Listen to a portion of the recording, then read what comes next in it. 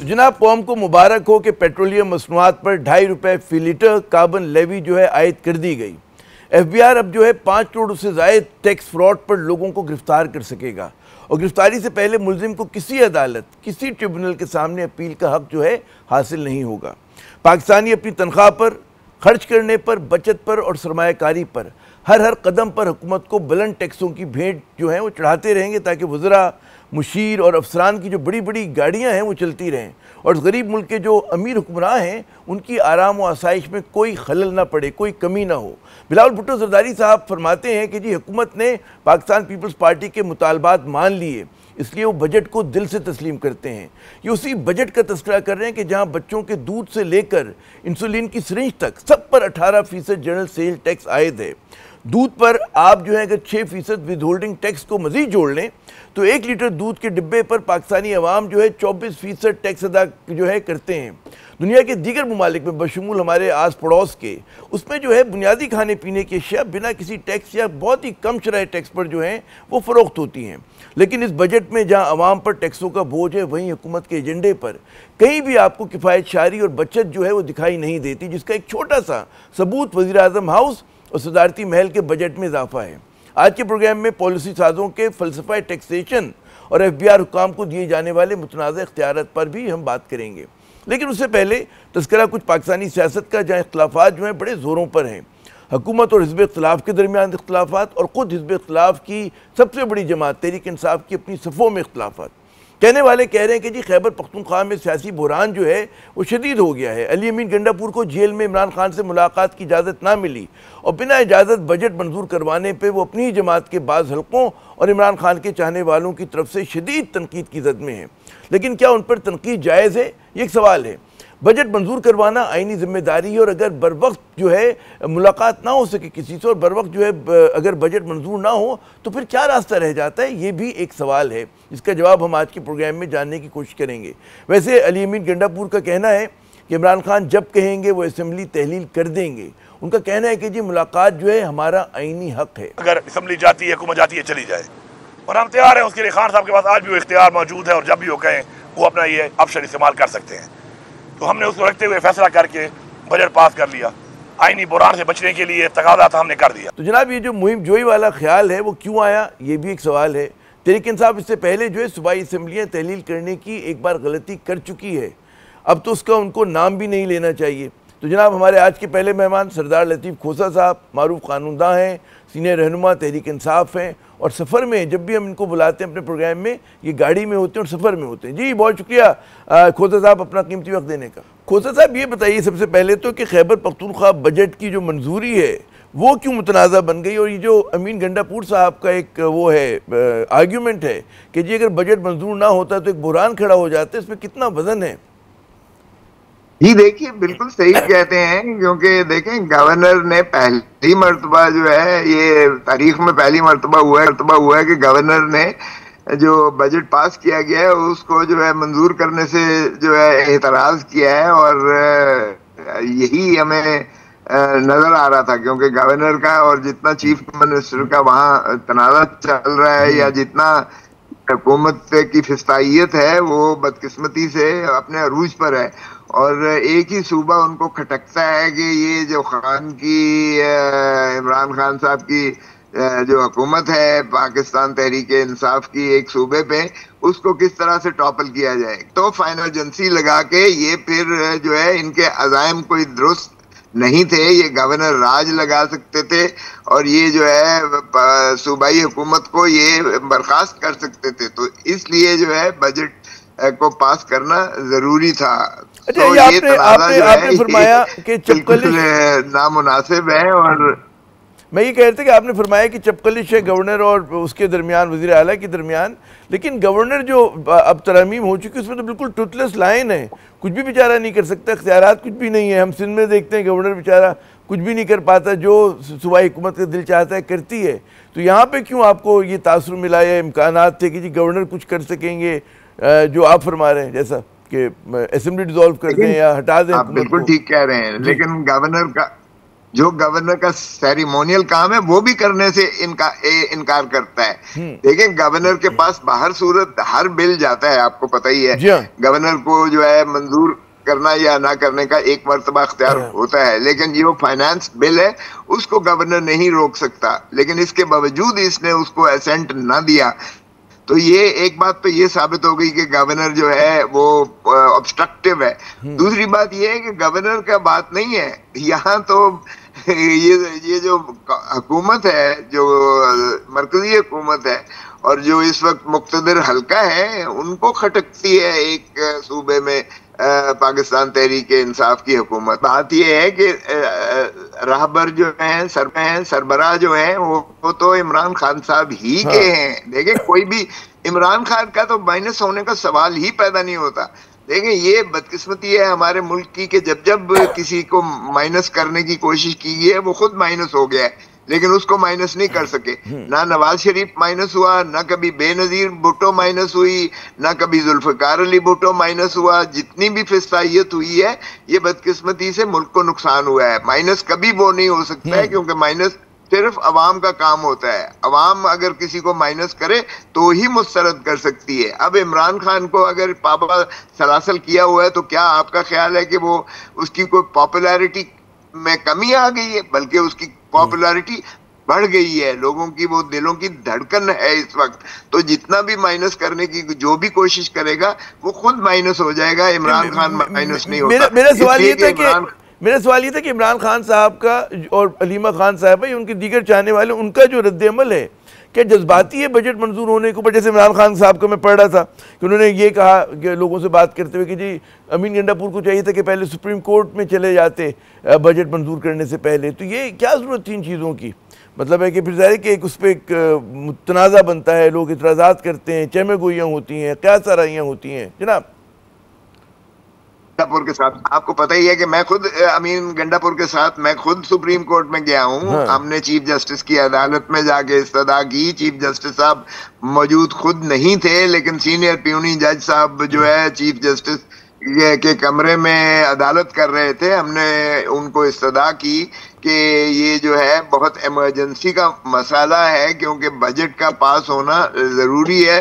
Financial एक crisis आ जाएगा, क्योंकि 30 जून तक अगर बजट मंजूर नहीं होता तो किसी को एक धेले की तनख्वाह भी नहीं मिल सकती है उस सूबे की। सो इसलिए वो ज़रूरी है, और इसलिए हमें जब तक बानी का अपना इमरान खान साहब जो हमारे कायद हैं, जब तक उनसे मशावरत ना की जाए, उनको अप्रूवल ना ली जाए, तो ये मामलात आगे नहीं बढ़ सकते। इसलिए हमारे ऊपर बेजा तनकीद भी की जा रही है। लेकिन बात यह है कि हमें बजट इसलिए मंजूर करना लाजिम था, और ये कोई सहीफा आसमानी तो है नहीं। अगर खान साहब जिस तरह से भी हिदायत देंगे उसके मुताबिक इसकी जो है सप्लीमेंट्री बजट भी आ जाएगा, उसमें तरमीम और तफरीक भी हो सकती है। मेरे सवाल आप बिल्कुल दुरुस्त कह रहे हैं कि तहरीक इंसाफ के लिए सब जानते हैं, दुनिया जानती है, उनके हिमायती भी मुखालफिन भी, कि जंगी हालात हैं।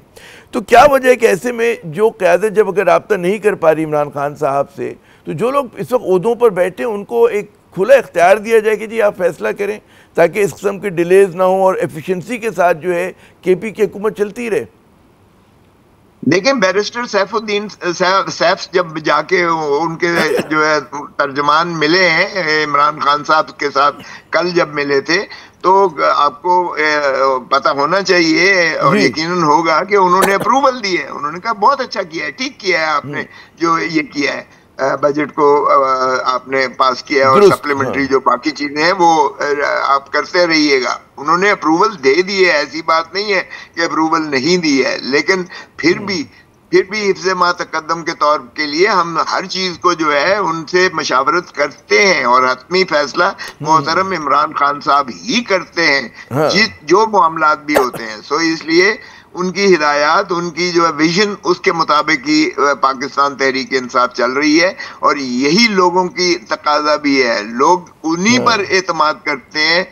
पाकिस्तान तहरीक इंसाफ अच्छा, है ही इमरान खान का नाम। कि मैं देख रहा था कि पीटीआई है, इमरान खान के बहुत सारे हमदर्द हैं, वो मुसलसल ये कह रहे हैं कि जी पीटीआई की आज की जो क़यादत है वो ज़रा नातजुर्बेकार है, गैर सियासी है, तो वो सही फैसले नहीं कर पा रहे। इमरान खान की रिहाई का उनके पास कोई अच्छा मनसूबा नहीं है, उसका जो मोमेंटम है आपकी तहरीक का वो टूट गया है।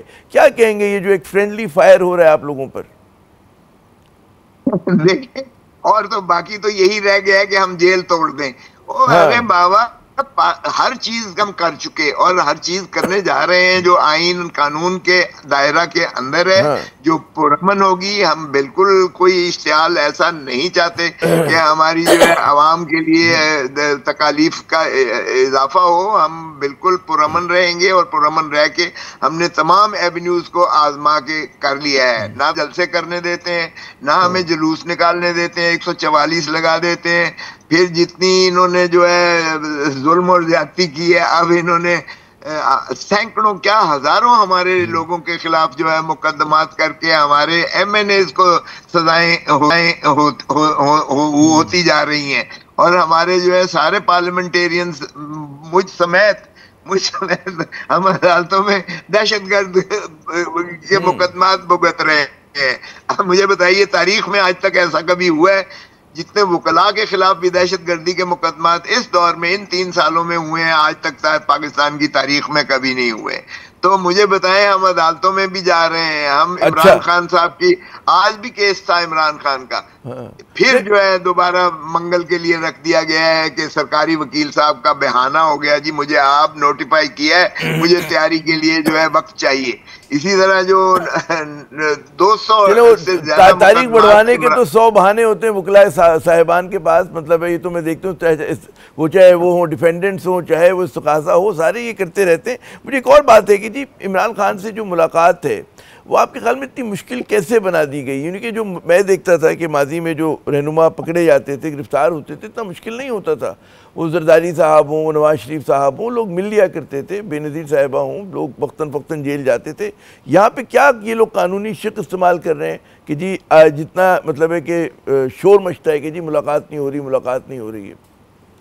देखिए, उसका तो सीधा सीधा जवाब जो है ख्वाजा आसिफ ने दे दिया, जो आपके डिफेंस मिनिस्टर हैं और जो मेन इस वक्त स्पोक्समैन है। उन्होंने कहा ये हाइब्रिड निजाम है। तो ये जेल जो है बुनियादी तौर पर तो सिविलियन डिक्टेटर के ताबे होनी चाहिए, ये चीफ मिनिस्टर या ये सूबाई हुकूमत के ताबे होना चाहिए। लेकिन अगर ये जेल किसी और के कब्जा में है, अडयाला जेल, और कोई और इसे रेगुलेट और कंट्रोल कर रहा है। ये मुझे बताएं, कानून कहता है क्या इस मामले पे? जो कैदी का क्या हक होता है, उससे मुलाकात की क्या सहूलतें होती हैं? पहले तो ये है कि अगर जेल मैनुअल को देख लीजिएगा तो बड़ा वाज़ेह है उसमें। और फिर हाई कोर्ट ने इसकी तशरीह भी कर दी, डिवीजन बेंच 3 जजेस ने बैठकर, फुल बेंच कहते हैं इसे, चीफ जस्टिस चीफ खोसा साहब से हमारे मेरे ख्याल में सिलसिला मुनक़ता हुआ। हम कोशिश करते हैं कि फ़ोन पे उन्हें ले लें। पीसीआर से जल्दी से मिलाइएगा। जनाब खोसा साहब, आवाज़ आ रही है आपको? जी आ रही है आवाज़। जी आप बता रहे थे, आपसे हम बात कर रहे थे कि जी जो कानून क्या कहता है मुलाकातों के हवाले से। आपने कुछ बताया था कि 3 जजेस और फिर लाइन कट गई थी। जी कानून तो जेल मैनुअल इसको रेगुलेट करता है। वकला से मुलाकात जो है जब पेशी होती है तो वकला पर कोई कदगन नहीं लगाई जा सकती है। ये जस्टिस गुल औरंगजेब साहब की डिवीजन बेंच ने इस्लामाबाद हाई कोर्ट के ये तायन कर दिया कि ओपन, अगर के जेल ट्रायल भी हो तब भी ओपन ट्रायल होगा, तब भी वकला को जो है फ्रीली आने दिया जाएगा, तब भी रिश्तेदार और उनके अजीज़ो अकारब या पब्लिक को आना दिया जाएगा, मीडिया को भी एक्सेस होगी जो ट्रायल वहाँ होगा। और वो जो फुल बेंच का फैसला है उसको भी नहीं मानते, जो तायन जो जनाब मुश्किलात जो है वो पीटीआई के सामने बेशुमार हैं। बहुत शुक्रिया खोसा साहब, आपने हमें वक्त दिया। सफ़र में थे, उसके बावजूद आप हमारे साथ थे और उसमें कुछ राब्ता भी आपसे मुनक़ता हुआ। नाज़रीन, यहाँ पे एक वक्फ़ा लेते हैं और वक्फ़े के बाद जब हम दोबारा हाजिर होंगे तो कुछ बात करेंगे टैक्स के जो इख्तियारात दिए गए FBI के अहदेदारों को कि जी कि वो अरेस्ट कर सकें जो डिफ़ॉल्टर्स हों और जी उनके अकाउंट से पैसा निकलवा सकें, उस पर हम कुछ बात करेंगे। हमारे साथ रहिएगा। जनाब मुबारक हो, नए माली साल का बजट जो है आज मंजूर कर लिया गया। पाकिस्तान पीपल्स पार्टी के जो इतराज़ात थे, शिकवे शिकायत थे, वो दूर हो गए। उन्होंने इस बजट की हिमायत की, बल्कि पूरी तरह से इस बजट को उन्होंने ओन कर लिया। कहा यह जा रहा है कि तनख्वाहदार जो तबका है उसको जो है इसमें कुछ मराहत मिली हैं, लेकिन जो नाकदीन है उनका कहना है कि जी एक हाथ से छूट देकर हुकूमत ने दूसरे हाथ से कहीं ज़्यादा पैसे उनसे वसूल कर लिए हैं। कारोबारी अफराद जो हैं बहुत परेशान हैं। उनका कहना है कि जी FBR के अहदेदारों को जिस किस्म की ताकत दी गई है वो लोगों को अरेस्ट करने की, गिरफ्तार करने की, उनके अकाउंट से पैसे निकालने की, उसने पूरा जो है कारोबार का माहौल जो है वो तबाह कर देगा। और जनाब एक ऐसा इदारा जिस पर मुबैना तौर पर पहले ही बदनवानी के बहुत इल्ज़ामात हैं, मज़ीद उसकी गुंजाइश होगी। क्या वाकई जो कारोबारी अफराद हैं उनका इतराज़ दुरुस्त है?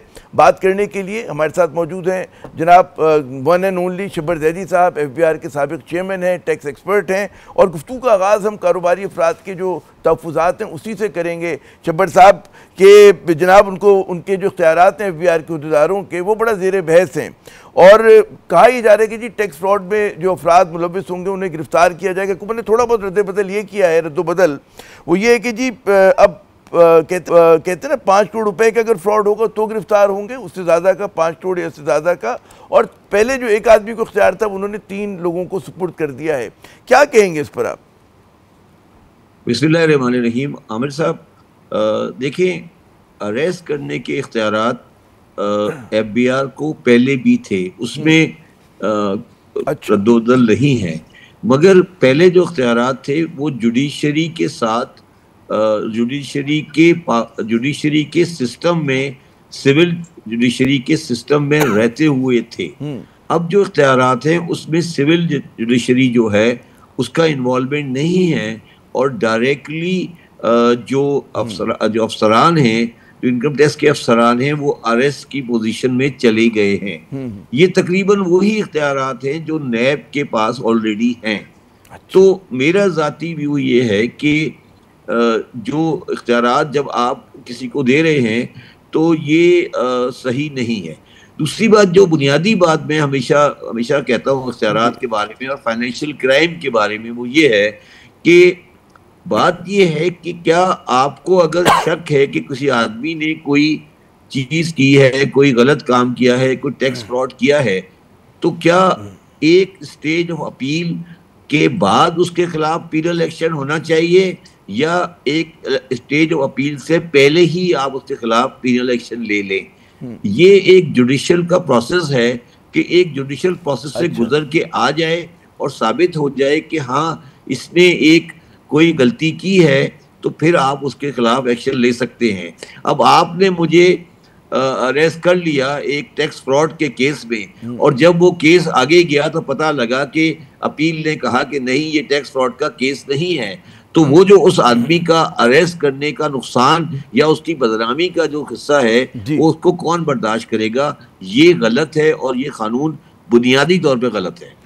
अच्छा, यही मेरी जो बात हो रही थी कुछ कारोबारी अफराद से, उनका यही कहना था कि जी पहले मरहलावार होता था, जब आप तमाम कहते हैं इंसाफ के ज़राए को एग्जॉस्ट कर लेते थे, उसके बाद फिर गिरफ्तारी की नौयत आती थी। तो अच्छा, लेकिन अब जो इन्होंने कहा कि जी तीन जो है अहदेदार मिलकर ये फैसला करेंगे। देखिए, वो तीन आदमी, देखिए वो 3 आदमी की कमेटी हो या एक आदमी की कमेटी हो, वो तो बेसिकली वो कमेटी तो FBR के अंडर में ही काम करेगी ना जी। तो मेरा ये सवाल कहने का ये है कि क्या हम ये, देखिए 2 सवाल हैं आमिर साहब जी। हमें ये बताया जाए, समझना चाहिए कि क्या हम सख्ती के साथ अमल दरामद करा के सेल टैक्स की रिकवरी करना चाहते हैं? अब मैं आपको इस पूरे मसले को बड़ा आसान कर देता हूँ। आप मुझे एक बात बताइए कि कोई आदमी जिसको रजिस्ट्रेशन करानी चाहिए सेल टैक्स की और वो नहीं कराता, वो अकॉर्डिंग टू डेफिनेशन वो टैक्स फ्रॉड के अंदर आता है। ठीक है, आज की डेफिनेशन में, ठीक है जी। अच्छा, अब मुझे पता है कि पूरे पाकिस्तान के बाजार में हजारों होलसेल डिस्ट्रीब्यूटर, रिटेलर रजिस्टर्ड नहीं हैं। तो आप मुझे ये कहने जा रहे हैं आमिर साहब कि ये कल से जाकर 1 जुलाई के बाद जाकर उनको अरेस्ट करेंगे? मतलब ये क्या चाहते हैं? मतलब मुझे समझाए ना, ये चाहते क्या हैं? मतलब ठीक है, आपने पावर ले ली, आप ग्राउंड रियलिटी को भी अंदाजा करें ना। आप क्या कह रहे हैं मुझे कि कल से ये बाजार में जाकर लोगों को अरेस्ट करेंगे क्या, जो रजिस्टर्ड नहीं है? मुझे बताएं ना। पिछले साल आप कह रहे थे मेरे ख्याल में तो टैक्स फ्रॉड पर है, जो मैं ये समझा शबर भाई कि टैक्स फ्रॉड पर है, रजिस्ट्रेशन पे तो नहीं है, कि उस पे भी है कि जो लोग रजिस्टर्ड नहीं होंगे उनको पकड़ लेंगे क्या? टैक्स फ्रॉड, अगर एक आदमी को रजिस्टर होना है और सेल टैक्स देना है, हाँ, और वो सेल टैक्स नहीं दे रहा तो टैक्स फ्रॉड तो ये है ना। अच्छा, दुरुस्त, बिल्कुल सही कह रहे हैं। हाँ, हाँ। ठीक है, तो अब मुझे ये बताइए कि क्या उस आदमी को ये अरेस्ट करने जाएंगे, और उसकी तादाद क्या है, क्या इनके पास कैपेबिलिटी है, क्या ये उसको इन्वोक करेंगे? तो ये पावर मैं आपको आज लिख के दे सकता हूँ जनाब आमिर साहब, हाँ, कि ये लॉ आएगा, आज ये लॉ आएगा, और आप पर जुलाई 2 तारीख को देखेंगे कि इसमें ये प्रोविजन आएगी कि ये लॉ इम्प्लीमेंट होगा उस वक्त जब FBI डिसाइड करेगा। यानी कि कुछ नहीं बदलेगा, मतलब बातें बड़ी बड़ी हुई हैं, लेकिन कुछ नहीं बदलेगा, जमा मकाम ऐसे ही रहेंगे। मैं ये कह रहा हूँ, देखिए अगर ये हिम्मत है तो यस जो रजिस्टर नहीं हो रहा उन्हें अरेस्ट करें, अगर है तो। मगर ये हिम्मत नहीं है, मुझे भी पता है, मैं भी उस जगह पर रहकर आया हूँ ना, मेरे अंदर भी वो हिम्मत नहीं थी। तो या तो फिर आप ये कहें कि जी जो जहाँ जहाँ ये जो कुछ किताब में लिखा है उस हिसाब से चलेंगे, तो मैं आपको सिर्फ ये कह सकता हूँ कि पाकिस्तान के बाजारों में से आधे बाजार बंद हो जाने, अरेस्ट हो जाने चाहिए शाम को। तो आपके ख्याल में ये सिर्फ सिंबलिज्म है, ये सिर्फ अलामती चीज है, और ये अच्छी अलामत है आपके ख्याल में, या ये मनफी अलामत है? नहीं, ये अलामती चीज नहीं है। हाँ। ये पैसा पकड़ने का तरीका है। किससे? कारोबारी हजरात से। और ये जायज है या नाजायज है? नहीं, मेरी बात सुने, देखें जो ट्रेडर की लॉबी है, जहां पे ये जा नहीं सकेंगे वहां से तो ये कुछ नहीं पकड़ सकते, मगर जो रीजनेबल टैक्स के लोग हैं, जो लोग टैक्स के जो टैक्स दे रहे हैं, उनके यहाँ जो आपने टैक्स फ्रॉड की डेफिनेशन है, जो आप देखिए, 2 इशू है ना आमिर, इसको समझें। एक चीज है अरेस्ट की पावर, और एक चीज है टैक्स फ्रॉड की डेफिनेशन। आपने टैक्स फ्रॉड की डेफिनेशन इतनी वाइड कर दी है और इतनी सब्जेक्टिव कर दी है कि आमिर उसका मतलब कुछ और लेगा, मैं उसका मतलब कुछ और लूंगा। तो जो टैक्स पेयर देने वाला टैक्स पेयर है उसको ये नोटिस इशू करेंगे, जनाब आपका ये टैक्स फ्रॉड है, और कल हमारा इंस्पेक्टर आपको अरेस्ट करने आ जाएगा शाम को 4 बजे। तो शाम को 4 बजे सौदा हो जाएगा और किस्सा खत्म हो जाएगा। अच्छा, अभी मेरी आज किसी के कराची चेंबर देखिए, बात ये है ना कि ये सिर्फ करप्शन की कीमत बढ़ाने का तरीका है। भाई यही उनका भी अंदेशा। मेरी भी कराची चेंबर के शफर साहब बात हो रही थी किसी मारूफ एक ओहदेदार से, तो उनका कहना था जी, एक तो कहते हैं टैक्स ऑडिट होता है और एक डेस्क ऑडिट होता है, तो डेस्क ऑडिट जो है उसकी कीमत बढ़ जाएगी। उन्होंने यही कहा जी। मैं वही अर्ज कर रहा हूँ ना, मैं वही तो कह रहा हूँ ना कि वो डेस्क ऑडिट जो होता है, उस डेस्क ऑडिट के अंदर वो कीमत अगर आज 2 लाख रुपए है उस इंस्पेक्टर की, तो वो इंस्पेक्टर की कीमत 25 लाख हो जाएगी, क्योंकि वो कहेगा सर मैं आपको कल अरेस्ट कर सकता हूँ। और अखबार के नुमाइंदे जो प्रेस क्लब में बैठे हैं और जगह बैठे हैं, उनको वो इन्फॉर्मेशन लीक हो जाएगी कि इस दुकान का मालिक अरेस्ट हो गया, खत्म बात। तो आप मगर उसमें जो देखिए, मेरा सारा सवाल ये है कि क्या इस सारे सिस्टम से आने से लाने से क्या आपकी टैक्स कलेक्शन या टैक्स का कल्चर या टैक्स की एनवायरनमेंट बेहतर होने जा रही है? यही मेरा अगला सवाल भी था कि निज़ाम जो मजीद शफाफ हो गया या मजीद धुंधला गया? ये देखिए, बात ये है कि मजीद धुंधला गया। पहले आप देखिए, मेरी बात सुने, ये सारे पावर आप उस वक्त दे सकते हैं अफसर को जब जिस वक्त आपका सिस्टम पूरी तरह इम्प्लीमेंट हो चुका हो। देखिए बात को ये आप सिस्टम को देखिए, आप एक सवाल को सर समझे, क्या ये पावर आप इसलिए दे रहे हैं कि सिस्टम एस्टेब्लिश हो सके, या ये पावर इसलिए दे रहे हैं कि सिस्टम चल सके? अभी तो आपका सिस्टम चल ही नहीं रहा, अभी तो वो लोग रजिस्टर्ड ही नहीं है, तो आप उनके खिलाफ कैसे एक्शन लेंगे? अभी तो वो सिस्टम से बाहर है। अच्छा, ये हाँ, जी अपना पूरा बात ये है कि हमारे जो चैम्बर हैं, हमारे जो बार्स हैं, उन्होंने इस चीज को प्रॉपरली अभी तक पब्लिक में लाके समझाया नहीं है कि देखें, बात ये है कि आप जरूर मुझे अरेस्ट करें, आप जरूर मुझे जेल में भेजें, आप मुझे फांसी लगाएं, मगर उसके लिए पहले एक अपेलेट फोरम से गुजरने तो दें मुझे। पहले एक आदमी, आप तो पार्टी है, आपने मुझसे पैसे पकड़ने हैं, तो आप उसके आपने तो कहा इसको अरेस्ट कर दो, उसके बाद आपने ऑर्डर पास किया, उसको एक कमिश्नर अपील से आप गुजारें, और जब कमिश्नर अपील भी आपको कह दे कि हाँ ये फ्रॉड है, तो फिर आप जरूर उसके खिलाफ। अच्छा, मुझे एक बात और समझाइए कि मुस्लिम लीग नून जो है कारोबारी अफराद की नुमाइंदा जमात समझी जाती है। पाकिस्तान पीपल्स पार्टी में भी माशाल्लाह बहुत अक्लमंद लोग हैं जिनके वो पता है कि जी कारोबार कैसे होता है।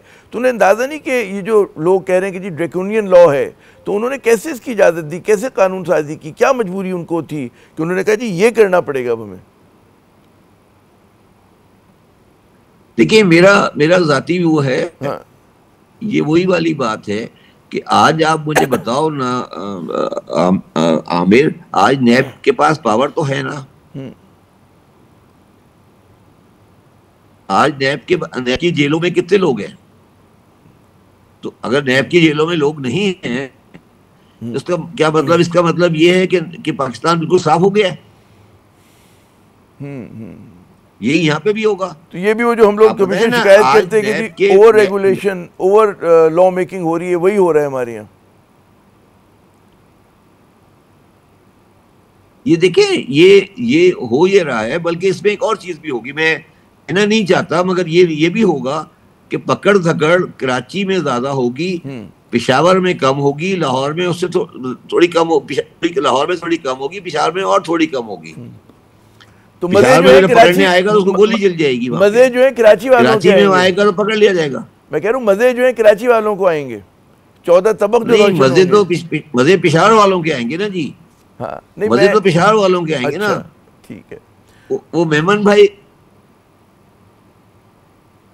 कहाँ से ढूंढ के लाएगा? कराची वाला वो तो अरेस्ट हो जाएगा या पैसे देगा। पेशावर वाला तो ग्राही है ना, वो तो पकड़ कहीं ढूंढ लेगा जाके बंदे अफसर को। मैं भी जरा वो वही बात कर रहा था। आप समझे ना मेरी बात, कल्चर को भी समझे ना। हाँ, मैं मजे यही कह रहा था कि मजे ही आएंगे कि पकड़ धकड़ होगी, ज्यादा रिश्वत देनी पड़ेगी मुबैना तौर पे। तो अच्छा, अब मैं मजे नहीं आएंगे। देखिए ये सब कुछ जो हो रहा है ना, देखिए मेरी बात सुने, ये सब कुछ जो हो रहा है ना, ये सब कुछ पाकिस्तान की मईशत को आगे ले जाने के लिए नहीं हो रहा। ये एक फेल्यूर को डिमॉन्स्ट्रेट कर रहा है। देखिए मेरी बात को गौर से समझे आप प्लीज। वजीर खजाना की पिछले साल की स्पीच को गौर करें, और मैंने उस वक्त भी कहा था, वजीर खजाना ने पिछले साल की बजट स्पीच में कहा था कि ताजे दोस्त स्कीम के अंदर रजिस्ट्रेशन कामयाबी से जारी है। नईम मीर साहब टीवी पे आया करते थे, वो कोऑर्डिनेटर थे, ठीक है। अब एक साल बाद ना ताजे दोस्त स्कीम है ना नईम मीर है। अब आ गया अरेस्ट का वारंट। तो ये जो आपने यू टर्न और एक जंप लगाई है, ये आप क्या डिमॉन्स्ट्रेट करने की कोशिश कर रहे हैं? मुझे बताएं ना, समझा दे जरा। बड़ा अहम आपने नुक्ता उठाया। अच्छा, मुझे इजाज़त है क्योंकि वक्त कम है हमारे पास। ये तनख्वाहदार तबके पे हम देखते कुछ उसको रिलीफ दिया गया है, लेकिन अभी मैं देख रहा था कि मतलब है कि फिक्स टैक्स भी है और आपका मतलब है 30% टैक्स भी है कि जो लोग 3 लाख भी कमा रहे हैं तो उनको 30 लाख कहते हैं 30% का टैक्स डिडक्ट होगा। क्या कहेंगे, कितना ये चीज़ जो तनख्वाहदार तबके पे या जो कॉर्पोरेट सेक्टर जो प्राइवेट टैक्स देता है उसी को निचोड़ा जा रहा है? जी देखिए मेरी बात सुने आबिर साहब, जो पाकिस्तान के टैक्स को चलाने वाले लोग हैं ना, वो दुनिया की मईशत से वाकिफ नहीं है। आपको सैलरी के टैक्सेशन को कभी रेवेन्यू बेस्ड नहीं बनानी चाहिए। इंडिया में इस वक्त मिनिमम टैक्स की लिमिट जो है वो इंडियन 12 लाख रुपए है। हमारे यहाँ मिनिमम टैक्स की लिमिट 6 लाख रुपए है। अगर आप इंडिया की वो देखें तो वो तकरीबन 36 लाख रुपए बन जाती है पाकिस्तान में जनाब। और इंडिया की जब लास्ट टाइम 36 लाख किया था तो उनकी फाइनेंस मिनिस्टर ने ये बयान दिया था कि ये जो पैसे बचेंगे लोगों के पास, सैलरी वालों के पास, जो वो खर्चा करेंगे उससे जीडीपी में 1% इंक्रीज होगा। पाकिस्तान में जो लोग टैक्सेशन का कागज बना रहे हैं ना, इन्होंने कभी जिंदगी में इकोनॉमिक सिस्टम को नहीं समझा है। ये रियलाइज नहीं करते कि सैलरी में जो पैसा बचता है, टैक्स बचता है, वो डायरेक्टली कंजम्पशन में जाता है और वो इकोनॉमी को बूस्ट देता है। स्कूल की फीस देते हैं लोग, बच्चे को देते हैं, गाड़ी चलाते हैं, बच्चों को खिलौने खरीदते हैं, चीजों को, इकोनॉमी को चलाते हैं आगे। ये जो गवर्नमेंट के पैसा लेके खर्च करके ये गवर्नमेंट को चलाने की कोशिश कर रहे हैं, ये इकोनॉमी को रोक रहे हैं। अच्छा, दूसरी बात ये है कि जो पाकिस्तान में उनका ख्याल है कि 1.5 लाख रुपए सैलरी से ऊपर वाला जो बंदा होता है वो अमीर आदमी होता है।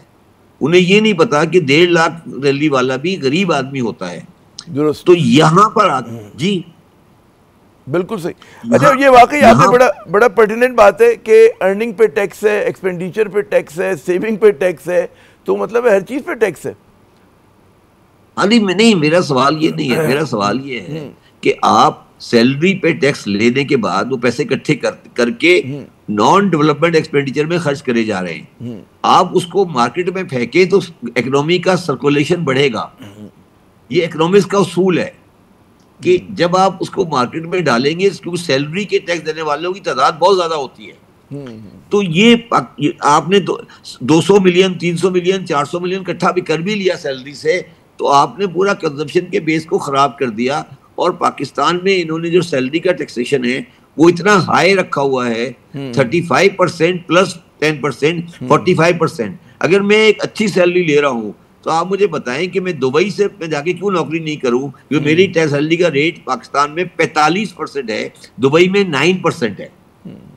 दुबई में 9% टैक्स रेट है और पाकिस्तान में 45% है। तो एक बड़ा आदमी जो वो जाके दुबई में क्यों नहीं हेड ऑफिस ट्रांसशिफ्ट कर लेगा और वहां से कारोबार क्यों नहीं करेगा, वो यहाँ अपने किसी सीनियर आदमी को यहाँ क्यों बिठाएगा, मुझे समझा दे।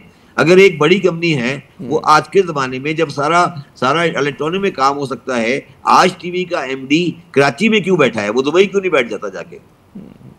बड़ा पर्टिनेंट। और आपसे बहुत सारे सवाल मजीद हो सकते थे शब्बर साहब, लेकिन क्या किया जाए कि हमारे सेगमेंट का वक्त खत्म होता है।